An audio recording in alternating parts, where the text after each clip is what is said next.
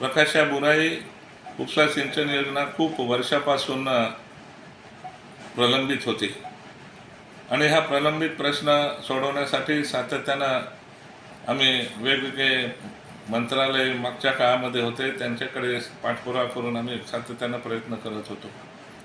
कारण या भागामध्ये सातत्यानं 2 वर्षापासून मोठ्या प्रमाणामध्ये दुष्काळ निर्माण झालेला आहे. मागच्या वर्षी पर्जन्यमान 40% झालं होतं सरासरीच्या.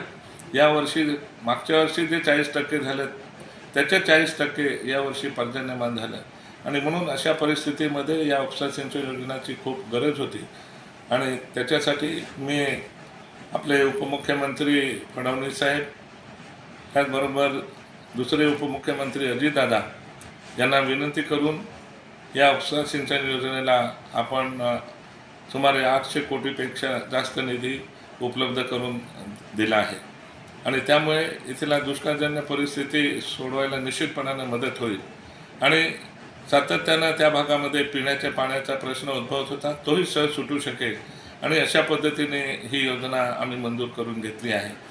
मागच्या काळामध्ये मी माननीय उपमुख्यमंत्री देवेंद्र फडणवीस साहेबांना सांगून त्याचबरोबर अजून इतर 7 प्रकल्पांना सुद्धा या ठिकाणी प्राथमिकतेने मान्यता देण्यात आलेली आहे.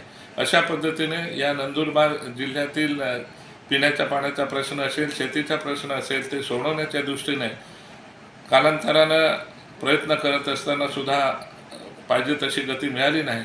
पण आदरणीय उपमुख्यमंत्री देवेंद्र फडणवीस साहेब असतील, त्याचबरोबर अर्थमंत्री आदरणीय अजितदादा असतील, यांनी निश्चितपणानं या भागाच्या मदतीसाठी सहकार्य करून इथल्या लोकांचे जे पिण्याच्या पाण्याचे प्रश्न असतील किंवा शेतीला पाणी देण्याचा प्रश्न असतील ते लक्षात ठेवून या ठिकाणी याला मान्यता दिलेली आहे.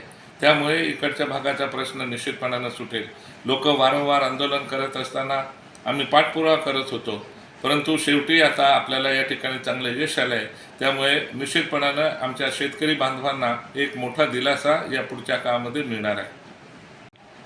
प्रश्न असा आहे की ज्यांना माहीतच नाही काय आहे ते.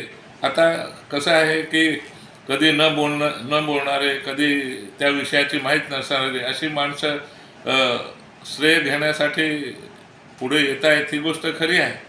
परंतु लोकांना माहिती आहे की हे कोणी प्रयत्न केले, काय केले, ज्यांनी आंदोलनं केली त्यांनाही माहीत आहे आणि तो माझ्या मतदारसंघातला प्रश्न आहे. सातत्यानं हे सर्व प्रश्न सोडवण्यासाठी मी प्रयत्नशील असतो. म्हणून असे श्रेय घेणारे निश्चितपणे येतात. आपण मागेही बघितलं की मागच्या काळामध्ये हे यांनी केलं, ते त्यांनी केलं सांगणारी माणसं या जिल्ह्यामध्ये बरेच पैदा झालेली आहे. त्याच्यापैकी काही असणार हे निश्चितच आहे.